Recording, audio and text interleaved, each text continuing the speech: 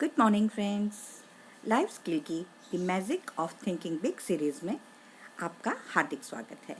दोस्तों, आज हम बहानासाइटिस का इलाज कराए टॉपिक पे बात कर रहे हैं। तो हमने इसमें देखा था कि इसमें 4 तरह की हम बहाने बनाते हैं।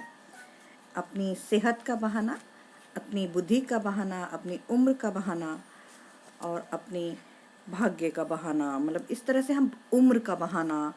तो हमने पिछली सीरीज़ में देखा कि किस तरह से हम अपनी सेहत के बारे में बहाने बनाकर असफलता को चुनते हैं। और आज हम बात करते हैं कि किस तरह से हम अपनी बुद्धि के लिए बहाने बनाते हैं कि मेरे पास तो सफल लोगों जैसी बुद्धि नहीं है, तो ये मेरे पास उतनी बुद्धि नहीं है। यह एक बहुत ही लोकप्रिय बहाना है। जब बुद्धि की बात आती है तो इसमें से ज़्यादातर लोग 2 तरह की मूलभूत गलतियां करते हैं। वो क्या है दोस्तों? कि एक तो हम अपनी बुद्धि को कम आंकते हैं और दूसरा हम दूसरे की बुद्धि को ज़्यादा आंकते हैं। तो इससे क्या होता है कि इन गलतियों के कारण लोग काफ़ी नुकसान में रहते हैं। वे चुनौतीपूर्ण परिस्थितियों का सामना करने में असफल रहते हैं क्योंकि उनमें बुद्धि की ज़रूरत होती है। परंतु तभी वहाँ एक ऐसा व्यक्ति आता है जो बुद्धि के बारे में जरा भी विचार नहीं करता और उसे हर तरह की सफलता, हर तरह का काम मिल जाता है। दरअसल महत्व इस बात का नहीं है कि आप में कितनी बुद्धि है, बल्कि इस बात का है कि जो आपके पास है आप उसका किस तरह उपयोग करते हैं। आपकी बुद्धि की मात्रा से ज़्यादा महत्वपूर्ण है वह चिंतन या वह नज़रिया जो आपकी बुद्धि को दिशा दिखा रहा है। दोस्तों, देश के मशहूर डॉक्टर एडवर्ड टेलर ने एक बार किसी से यह सवाल पूछा, क्या कोई भी बच्चा वैज्ञानिक बन सकता है? तो टेलर ने जवाब दिया कि वैज्ञानिक बनने के लिए तूफानी दिमाग की ज़रूरत नहीं होती, ना ही चमत्कारी याददाश्त की ज़रूरत होती है, और ना ही यह ज़रूरी है कि बच्चा स्कूल में बहुत अच्छे नंबरों से पास हो। वैज्ञानिक बनने के लिए तो केवल यह ज़रूरी है कि बच्चे की विज्ञान में बहुत रुचि हो, और उसकी यह रुचि जितनी ज़्यादा होगी वह उतना ही बड़ा वैज्ञानिक बन सकता है। तो अगर 100 IQ वाले किसी व्यक्ति का रवैया सकारात्मक, आशावादी और सहयोगात्मक है, तो वह उस व्यक्ति से ज़्यादा पैसा, ज़्यादा सफलता, ज़्यादा सम्मान हासिल करेगा जिसका IQ तो 120 है, परंतु उसका रवैया नकारात्मक, निराशावादी और असहयोगात्मक है। तो दोस्तों, अब मुझे ये जब मैं अपने कॉलेज के दिनों की बात याद करती हूँ तो मुझे यह महसूस होता है कि मैं हर योजना की खामियां ढूंढने में माहिर था। मैं यह बता सकता था कि कोई बिजनेस क्यों चौपट हो जाएगा, कोई योजना क्यों असफल हो जाएगी, कोई राह में कितनी मुश्किलें आएंगी। आपके पास बहुत सारी जमा पूंजी होनी चाहिए और यह सुनिश्चित कर लेना चाहिए कि बिजनेस साइकिल सही हो। जो सामान हम बनाएंगे क्या उसकी बहुत मांग है, क्या ये बिजनेस स्थायी होगा, इसी तरह के 1000 सवाल जिनके जवाब ढूंढे बिना कोई बिजनेस शुरू करना खतरनाक हो सकता था।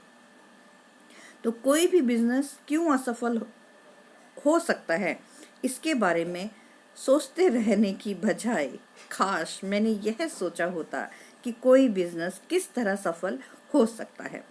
तो अगर मैंने सकारात्मक चिंतन किया होता तो शायद मेरी ज़िंदगी आज सुखद होती। तो दोस्तों, इसी तरह से आप हमेशा एक बात का ध्यान रखें कि आपकी बुद्धि की मात्रा से ज़्यादा महत्वपूर्ण है वह चिंतन या वह नज़रिया जो आपकी बुद्धि को दिशा दिखा रहा है। PhD की डिग्री भी इस मूलभूत सफलता के सिद्धांत के सामने हार जाती है। मेरा एक दोस्त फिल, उसके बारे में, वो एक बहुत बड़ी एडवर्टाइजिंग कंपनी में ऑफिसर था। तो उसके बारे में कहा जाता था कि वह बहुत दिमाग वाला था, पर बिल्कुल नहीं। फिल को रिसर्च तकनीक का जरा भी ज्ञान नहीं था, उसे सांख्यिकी की बिल्कुल भी समझ नहीं थी, वह कॉलेज ग्रेजुएट भी नहीं था। और फिल यह दावा भी नहीं करता था कि उसे रिसर्च के तकनीकी पहलू का ज्ञान है। तो फिर फिल में ऐसी क्या बात थी जो उसे साल भर में $30,000 मिलते थे, जबकि उसके मातहतों को केवल $10,000 ही मिलते थे। फिल इंसानों का इंजीनियर था। फिल 100% सकारात्मक था। जब लोगों का उत्साह ठंडा पड़ जाता था तो फिल उन्हें प्रेरित कर सकता था।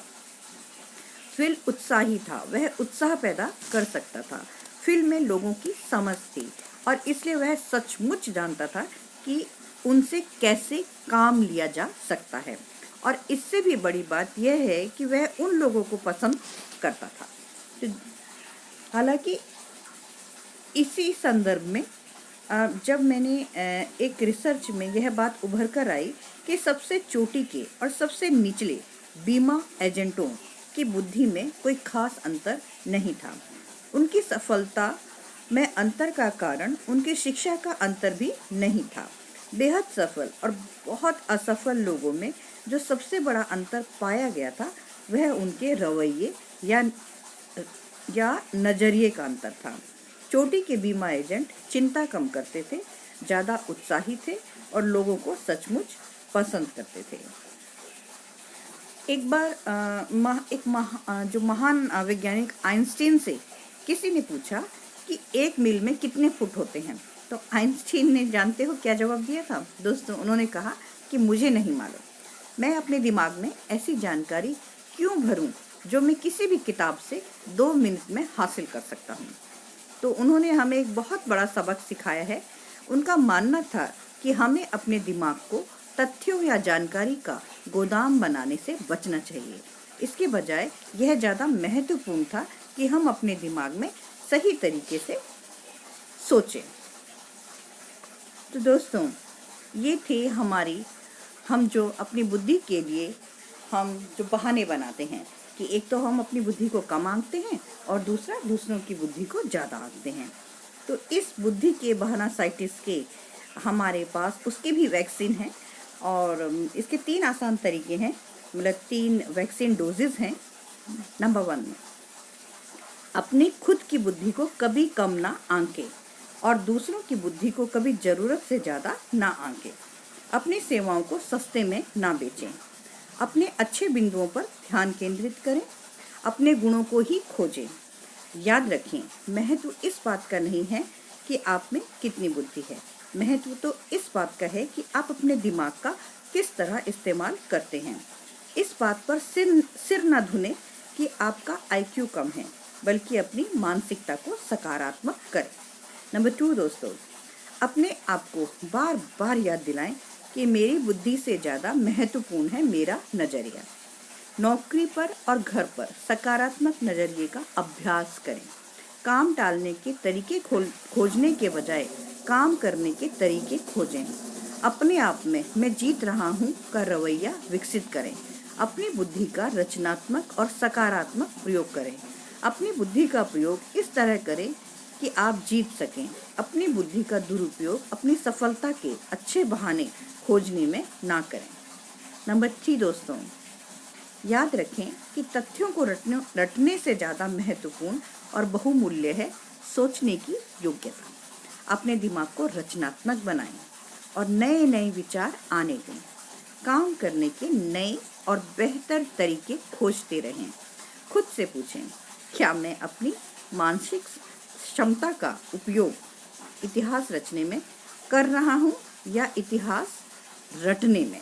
तो दोस्तों, देखा कि किस तरह से हम बुद्धि के बहाना साइंटिस्ट का इन 3 वैक्सीन डोजेस से हम उसका इलाज कर सकते हैं और अपने जीवन में सफलता को हाँ कह सकते हैं। तो दोस्तों, हम सब इस बहाना साइंटिस्ट का आज से हम बिल्कुल भी प्रयोग नहीं करेंगे और अपने आप को एक सकारात्मक जीवन की ओर लेकर जाएंगे। तो दोस्तों, मेरी वीडियो आपको पसंद आई होगी तो इसे अपने दोस्तों में शेयर कीजिए, लाइक कीजिए, सब्सक्राइब कीजिए, मेरे चैनल पर बने रहें।